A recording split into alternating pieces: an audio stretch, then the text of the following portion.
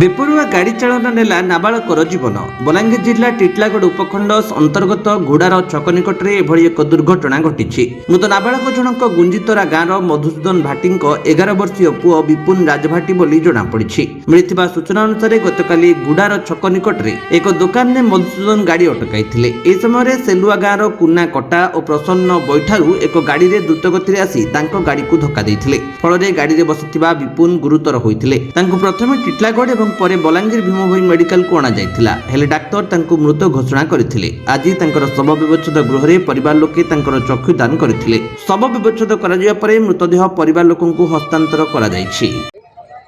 मधुसूदन भाटी घुंचितरा केनता गिरी accident हला यहां से घटना टी मुई गाड़ी रे जाइकर सेने छिड़ा हेथिली केन जगह रे घुड़ार छक रे दुकान सामना रे बाबूटा बेला काना गोटे किणमु बापा बेला मुई सोलो करिक छिड़ा हेली।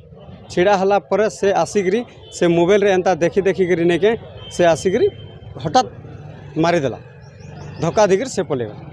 माने जे गाड़ी चलोथिला मोबाइल देखिते हाँ से जे गाड़ी चलोथिला से मोबाइल देखे देखी बसला आ जे पछरे बसला से चुप पड़ी कर बसला। से व्यक्तिटा केन और काना किछि जानि से व्यक्ति होचे सेलुआ सेलुआ सेलुआ तांकर गाँ होचे सेलुआ तांकर नाम होचे कुना कटा आउ जनकर ना होचे प्रसन्न बैठारू। केस देई जंतन रे हाँ केस दिया अछि।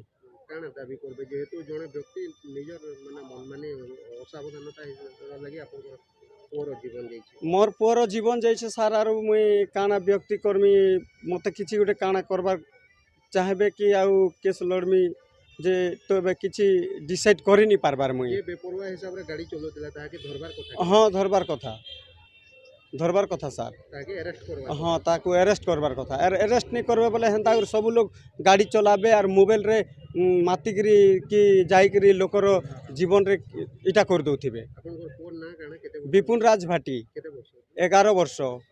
बलांगीर अंजु पृष्टिंग रिपोर्ट विश्व विजय न्यूज ओडिशा।